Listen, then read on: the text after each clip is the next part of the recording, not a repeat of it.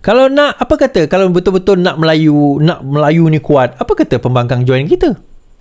Kenapa pembangkang takut nak join kerajaan perpaduan? Bagilah sokongan sebagaimana yang dilakukan oleh 5 orang tersebut. Tapi sebenarnya saya nak cerita macam ni, tuan-tuan.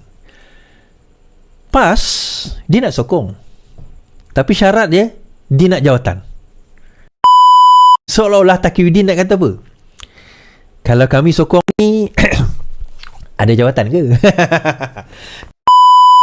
Assalamualaikum warahmatullahi wabarakatuh. Alhamdulillah geng, kita bersama lagi. Okey, hari ni aku nak bawa pasal isu Parti Amanah dan Mat Sabu menjawab isu Perdana Menteri bukan Melayu.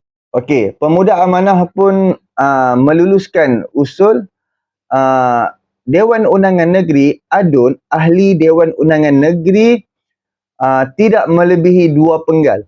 Setiap seorang adun, orang yang menjadi ahli Dewan Undangan Negeri di setiap adun di dalam Malaysia ni, dia hanya boleh jadi 2 penggal je. Dia hanya boleh jadi ahli Dewan Undangan Negeri hanya 10 tahun sahaja.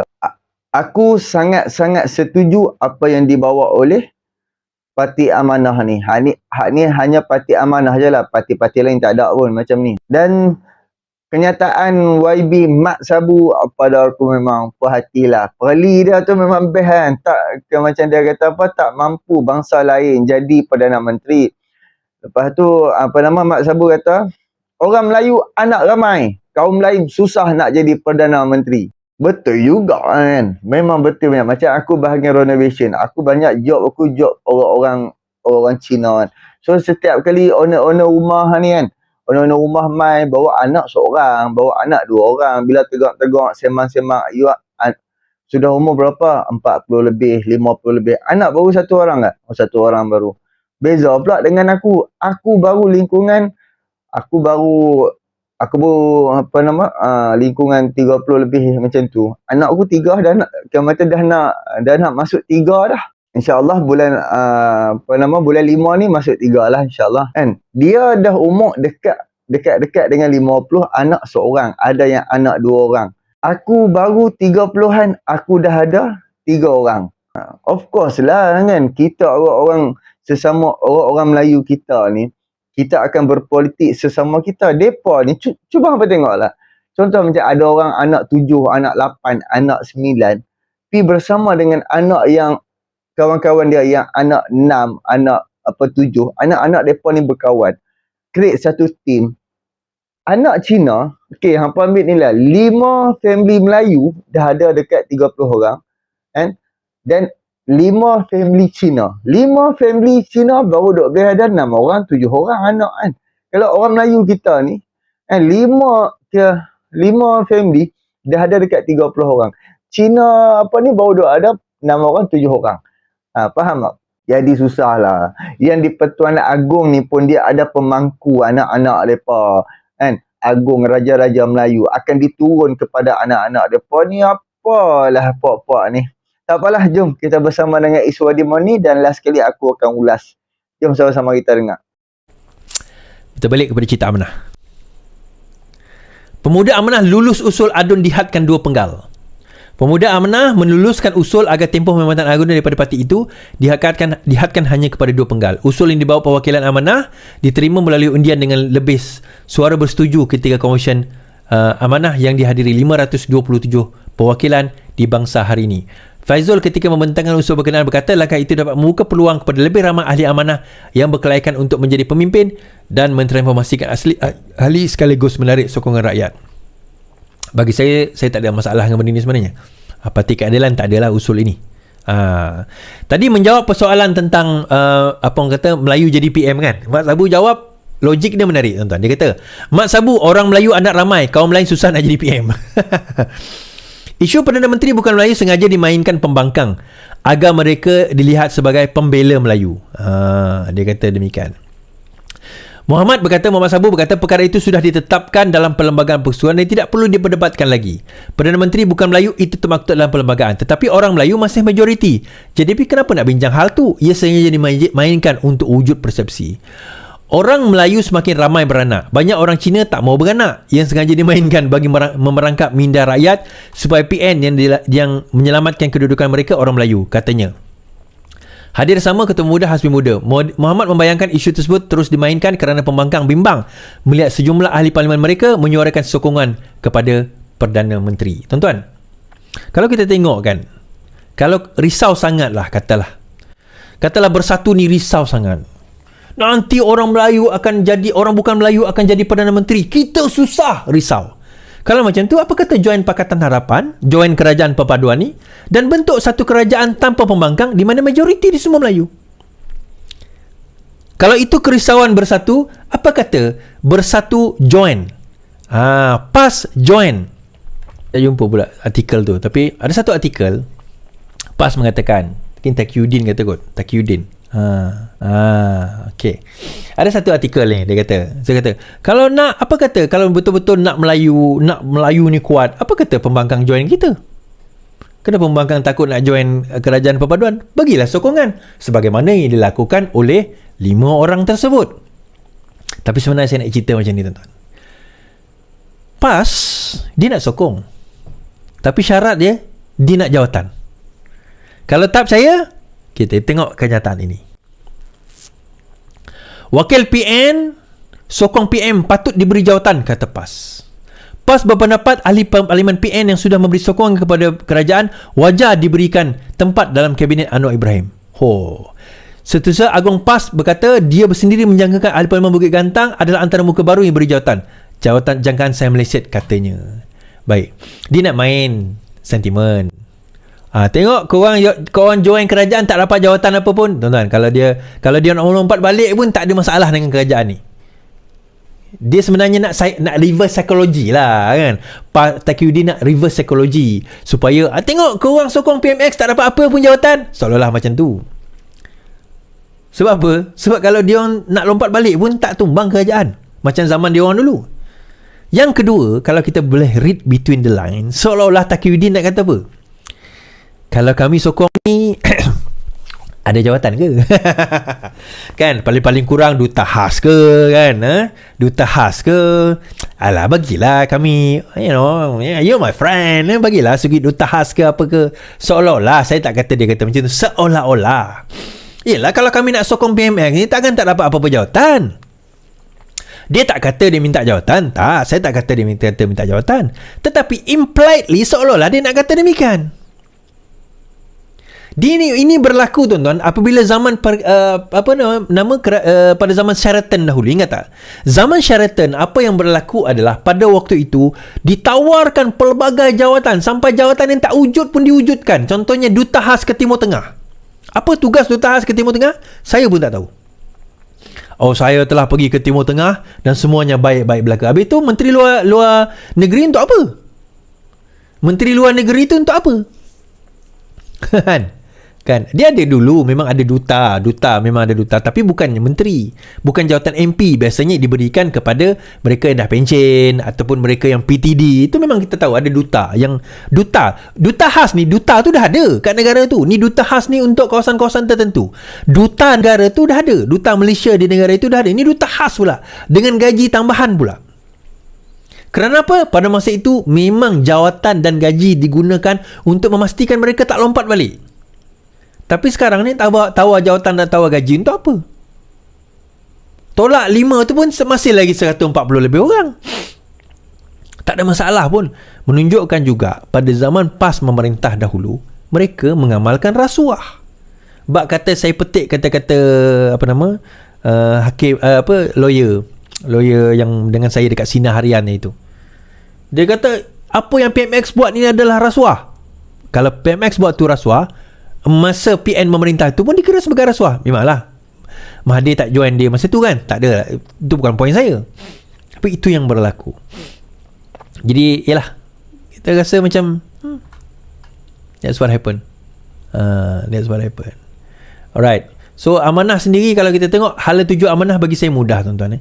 Jangan jadi apa orang kata bayang-bayang kepada PAS. Tak perlu jadi bayang-bayang kepada PAS.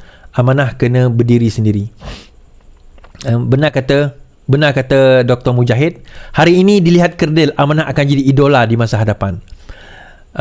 Meniti pemilihan Parti Amanah bulan paling hangat diperkatakan adalah mengenai kedudukan kerusi presiden yang kini diterajui oleh Mat Sabu. Sejak beberapa lama wujud gesaan agar Amanah menampilkan pucuk kepimpinan baru termasuk jawatan presiden. Pada masa sama, kerusi timbalan presiden juga kosong susulan kematian penyandangnya Salahuddin Ayub.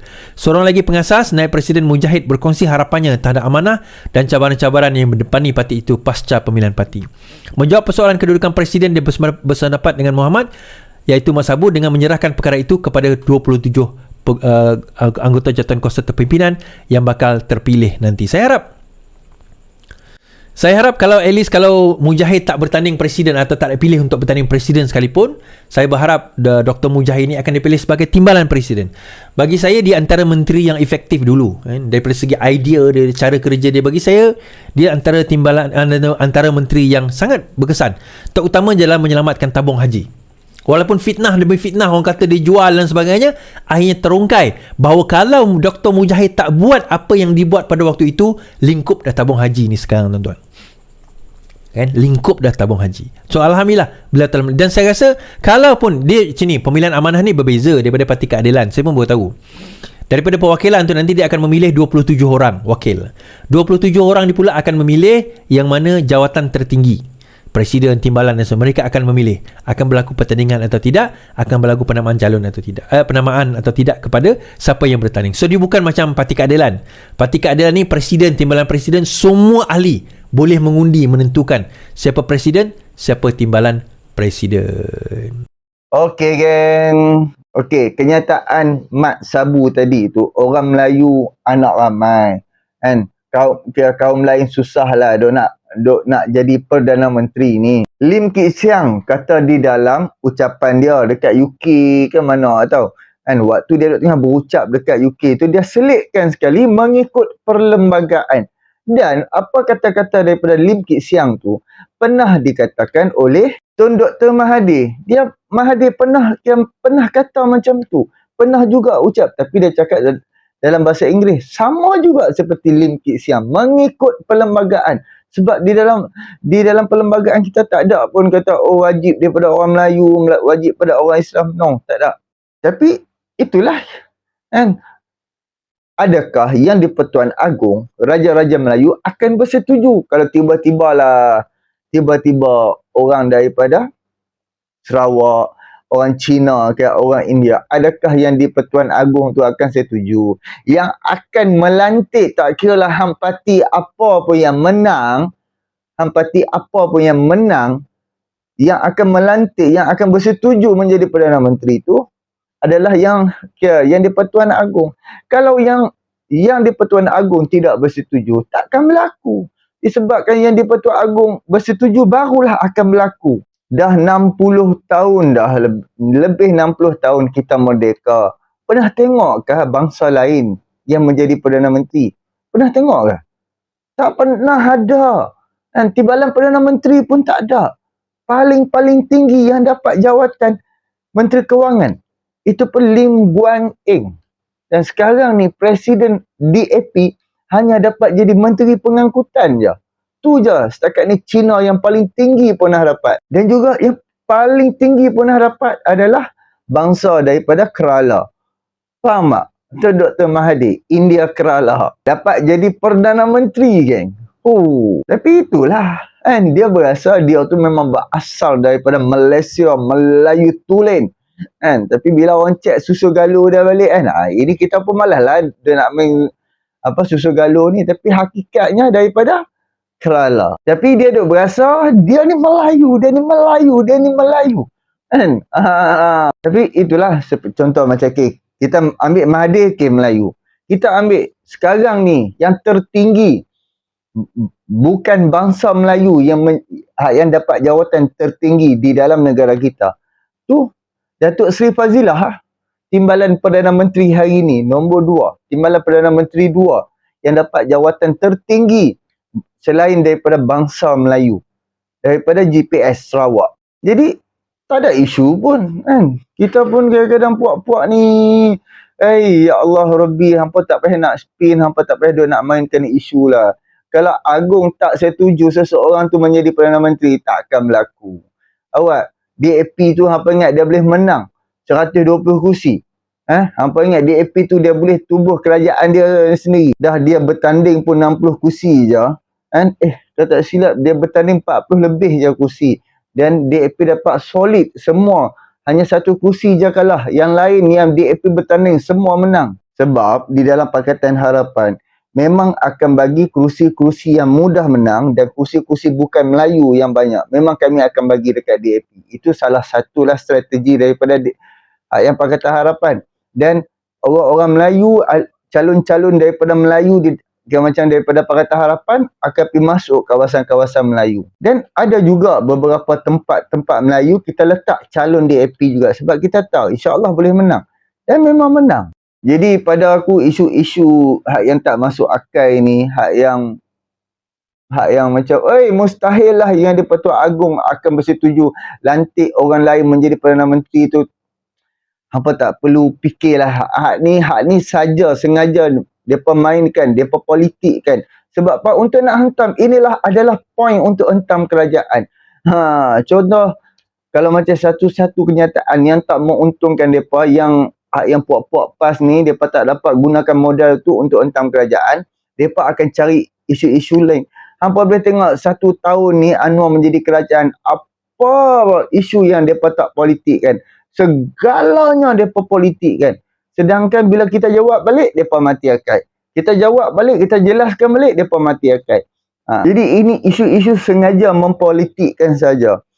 Seperti mana yang tengok yang selepas rombakan kabinet baru-baru ni, Taqiyuddin pun keluarkan kenyataan yang 5 orang yang menyokong kerajaan Anwar ni, yang menyokong Anwar Ibrahim, dia buat perli-perli. Takkan 5 orang tu tak dapat apa-apa. Takkan 5 orang tu tak ada dapat jadi menteri ke apa. Kita boleh tengok kenyataan Taqiyuddin tu jelas, sangat-sangat jelas. Memang itulah yang diamalkan oleh Perikatan Nasional.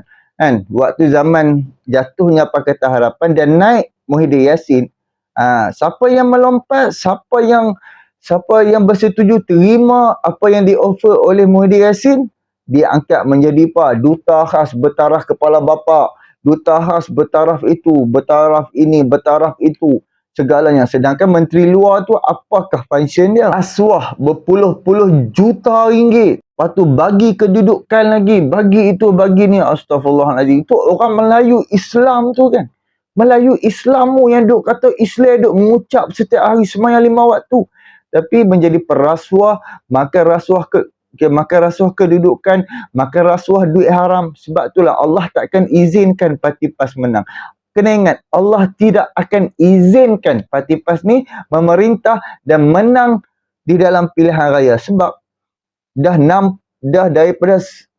daripada tahun 60-an PAS dah wujud di dalam negara kita dengan memperjuangkan agama Islam untuk negara kita.